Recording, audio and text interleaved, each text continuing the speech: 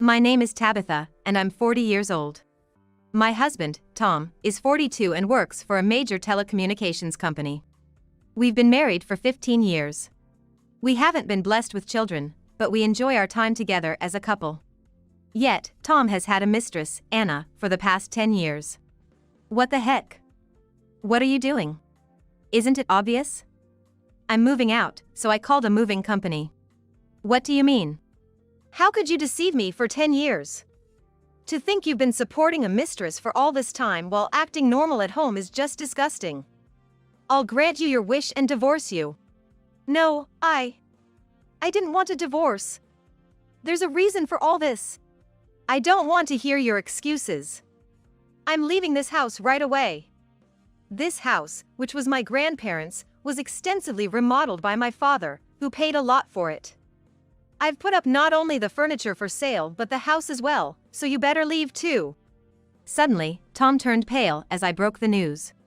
Please forgive me, Tom pleaded in a voice as faint as a mosquito's. But my husband was. Why did Tom end up in this situation? Oh, that was stressful. It's been a long day. This was the conversation with Julie as we were leaving on our first day at the major telecommunications company, having been assigned to the same department. Isn't our trainer, Tom, kind of scary? I heard that Ivan is highly regarded for the future. A man who's competent at his job is attractive, isn't it? At that time, I had no interest in Tom whatsoever. So, you and Ivan, along with Tabitha, are going on an overseas business trip, right? Tabitha is fluent in French and is competent at her work, so it's a natural choice. It was my second year with the company. I wanted to be recognized for my work and build my career. This business trip was an opportunity one had been hoping for. I want you to support me, both professionally and personally. Tom confided in me after we returned. Personally? I mean, I want you to date me with the intention of getting married. I had never considered Tom romantically, but after spending time together on the business trip and having various conversations, I thought we clicked. We could start off just trying it out. That's what he said, and so I began dating Tom with the idea of just trying it out. 2 years later, Tom got promoted to section chief. He was thriving at work, saying it was incredibly fulfilling. I aim to reach the top of this company. For that, I need a great partner. I want Tabitha to support me from behind. In other words, I want you to marry me. It was a sudden proposal from Tom. Does that mean you want me to quit my job? I get it, I get what you're saying, Tabitha. You're talented and the company needs you. That's exactly why I want you to make me shine. It's about marriage and producing. I didn't quite understand, but essentially, he wanted me to quit my job and take care of the home. I was torn. What? Why is it assumed Tabitha has to quit? If we change departments, there's no need for you to leave. It's only been 4 years since you joined, right? There's still so much ahead. You are definitely the type to become a career woman. There are plenty of people who can replace me at work, right? But I'm the only one who can be Tom's wife, I think. Don't you think you can balance both work and household chores? I'm not that capable. That's why I'm thinking of focusing on the family first and then maybe returning to work in the future. If we're blessed with 2 or 3 kids, I want to commit to raising them. I hate doing things halfway. When did you fall for Tom so much, Tabitha? When it's just the 2 of us, he's not the scary Tom from the company. Making Tabitha so determined, he must be quite something. And so, Tom and I got married. I was 26, and Tom was 28 at the time. Hey Tom, we've been married for 2 years now, right? But we haven't been able to have a baby. Is something wrong, do you think? Should we try fertility treatments? Tabitha, you're overthinking it. It's not unusual to not have a child after 2 years. You always talk about wanting kids, but I'm not that keen on them, you know. What? Didn't we promise when we got married? You said it was okay to want them right away and to have 3.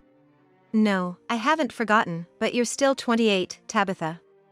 There's no need to rush, it'll happen eventually.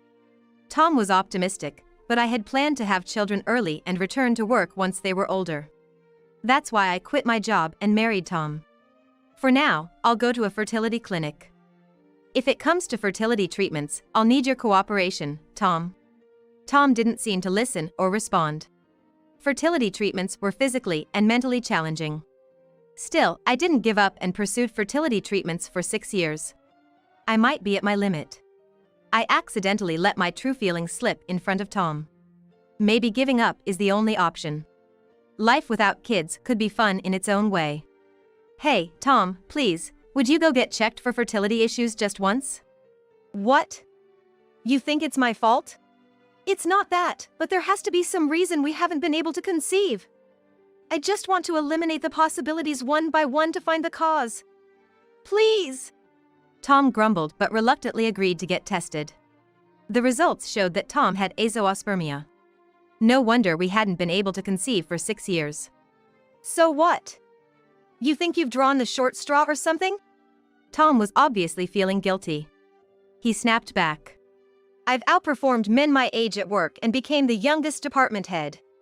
Not being able to have kids is trivial, not a big deal. I've decided to give up on having children, so can I go back to work? I promise I won't neglect the household chores. You've only got 4 years of work experience and already so confident. At best, you could work a cash register at the local supermarket. You should stop with the job discrimination. I plan to help out at my mother's jewelry store. My mother is a jewelry designer who runs her own store selling her creations. Naming her designs was my only job. But now, I want to work in the store and interact with customers. Here goes Tabitha, bragging about her parents again. Your dad is a bank president, and your mom is a jewelry advisor, right? Grew up overseas, and you have a vacation home in Hawaii, don't you? I couldn't care less about all that. Eventually, Tom consented to me working. One day, as I was coming home from work, I found Kelly, my mother-in-law, standing in front of the house. What are you doing here, Kelly? Oh, it's late, isn't it, Tabitha? How long do you think I've been waiting? I hurriedly let Kelly into the house. I'm sorry for making you wait. If you had let me know in advance, I could have avoided this. Every time I come, this house is so lovely. It's spacious, clean, and simple. I'm jealous. My place is a mess with the grandkids running around, clutter everywhere, and my daughter-in-law is not good at tidying up. If you have 3 grandkids, that's understandable. On the contrary, it must be lively every day. I'm actually jealous. Kelly lives in the countryside with Tom's brother's family. Where have you been until this hour, Tabitha? I was at work. Work. I haven't heard anything about that. Yes, because I haven't mentioned it, I thought but swallowed my words. In a position to work? I haven't heard any news about you having children. Could it be your fault? I hadn't told my mother-in-law about the fertility treatments, let alone that Tom was the reason. Do you intend to go on without having children? You know, a woman is only considered fully accomplished once she has children. They say there's no greater job than raising children. I was hoping for a granddaughter from you, Tabitha. Really, you've been nothing but a disappointment. Afterward, Kelly started complaining about Tom's sister-in-law. Mom had a fight with my brother and his wife. Tom reported after Kelly went to bed. My brother emailed me, saying she stormed out. She's got a tough personality. Seems like she's always arguing with Mom. My brother is caught in the middle, having a hard time. How long does your mother plan to stay here? What's that supposed to mean? You saying she's a burden? No, that's not it. I was thinking about meals and adjusting my work schedule if needed. It's fine if I take some time off from the store, maybe I should take her sightseeing. Kelly had come to our house 3 years ago. Back then, she only stayed overnight, so I wondered if there was somewhere she wanted to go. Yeah, I'd like her to stay and relax. She can't get peace and quiet at my brother's place.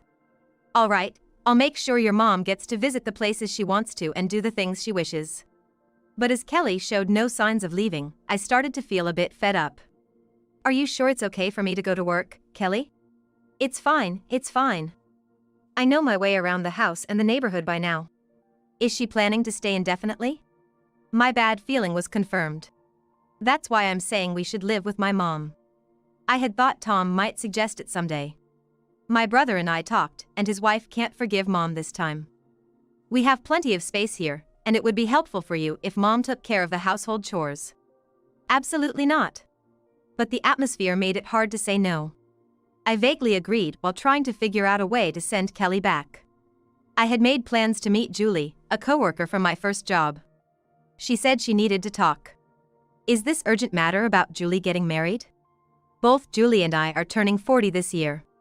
Julie is still working at the company where Tom is, and she's sticking to being single. I keep telling you, I'm not going to get married. It's not that I can't, I just choose not to.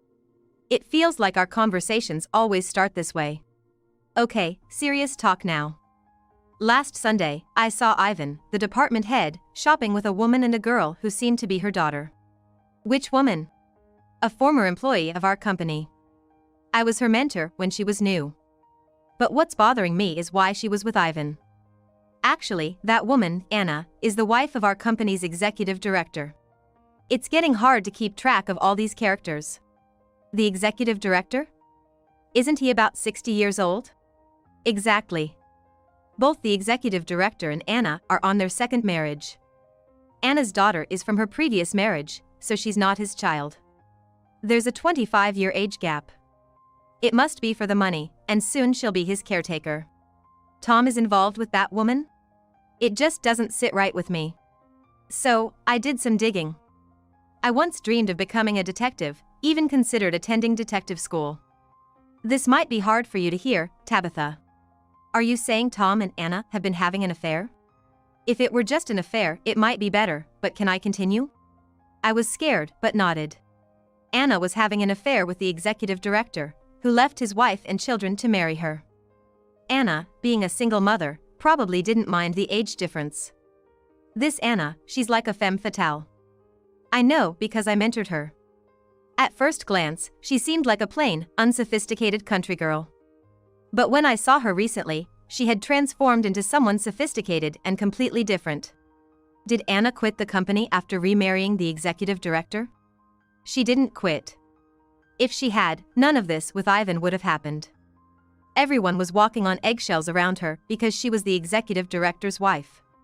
It would have been easier if she had left. But Anna started acting all high and mighty at the company. Hearing all this, I can't see Tom falling for Anna. Plus, I can't imagine him risking it all for the executive director's wife. Tabitha, think about it. Why do you think Ivan became a department head at such a young age? You're not suggesting he cozied up to Anna to get in good with the executive director? I had never thought of him as someone who'd stoop so low, but Tom's ambition was undeniable.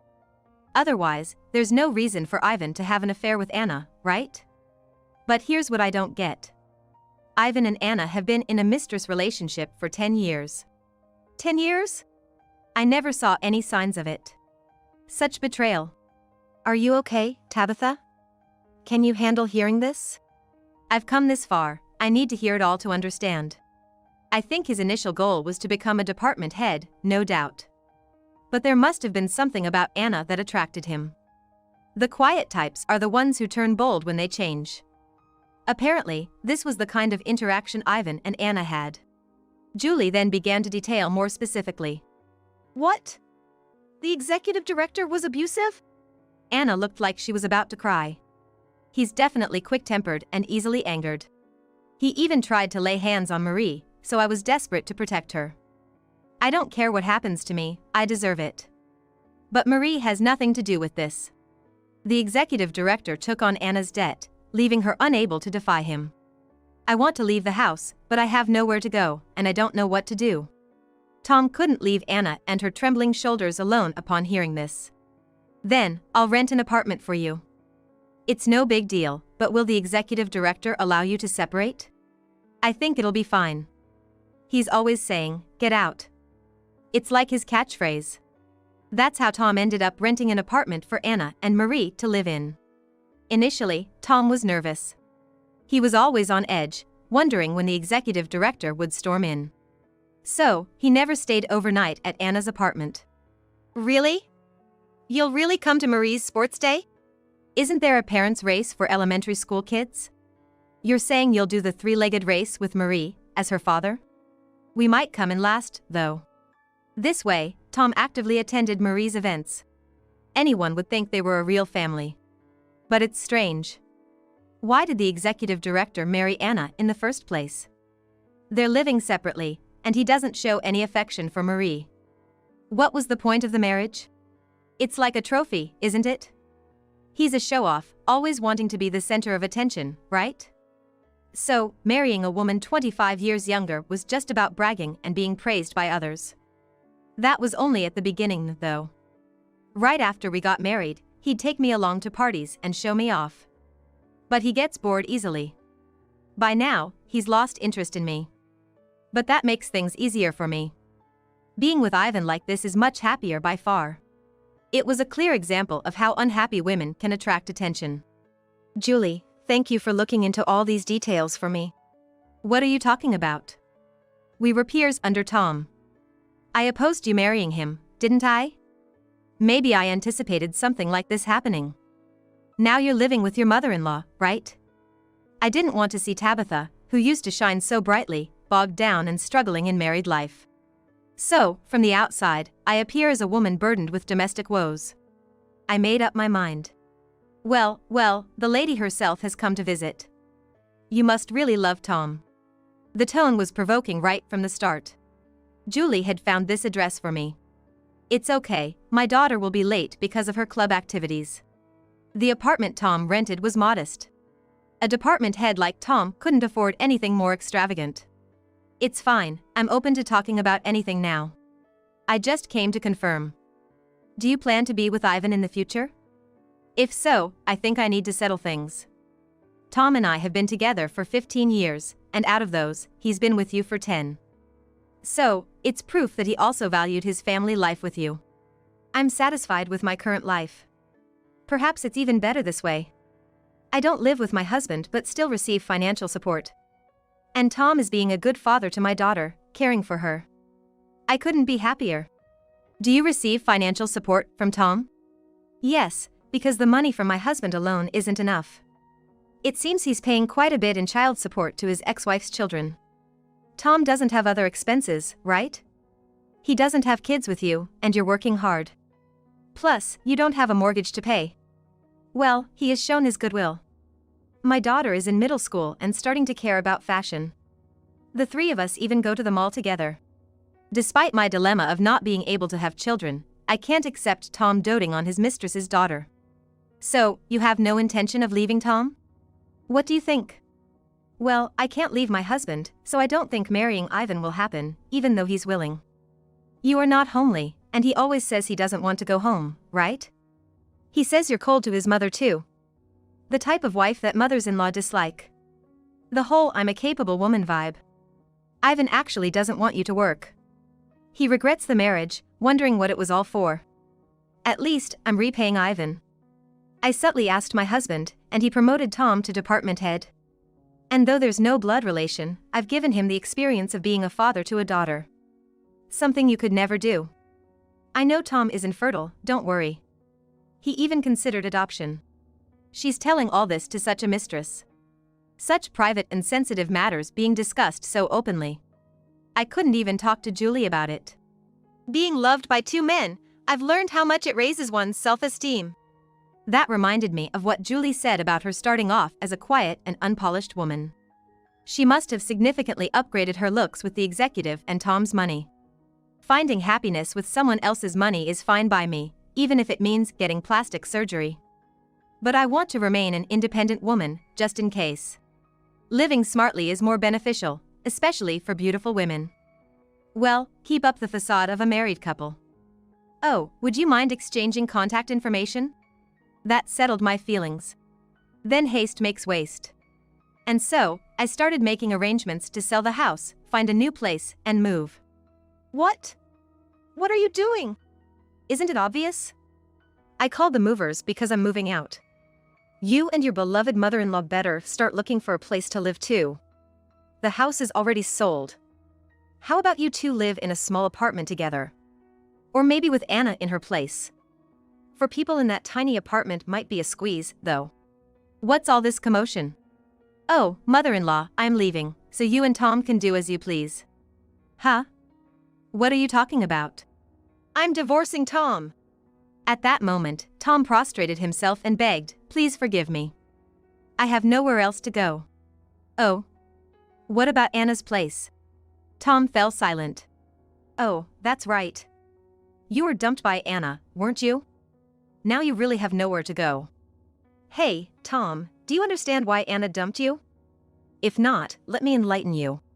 I played the recording of a phone call I had received from Anna. Tom and I are done. Did you know Tom got fired from the company? My husband found out and publicly humiliated him in front of the employees. Were you pretending to go to work in front of you? Leaving home saying he was going to work but coming straight to me instead. A few days is one thing, but living like that for 2 months? Constantly complaining about the company and you, it just became too much. I'm so glad I never married him. It's just so boring, lying around all day. Maybe the thrill was only there because our affair was a secret. Once the excitement fades, it all becomes dull. He was saying something about running out of money, so I guess it's time to part ways. I'm sorry to you, but he's your problem now. I have no use for him anymore. So, Tom, what do you think about that? Tom was dumbfounded. Now cut off by his mistress and me, what would Tom regret? But don't think I'll let Anna off the hook. I'll be demanding compensation from both Tom and Anna for 10 years of betrayal. I wonder how much I can squeeze out of Tom now that he has nowhere to go. Oh, why don't you go to your brother's place? It'll be fun with the family growing. Tabitha, Tom has a job. If he goes to the countryside, he won't be able to work. It's a waste, especially after he made it to department head. You're really harsh on Tom. Oh. Tom has a job? Tom was trembling and pale. You got fired, right? Told so by the executive director himself?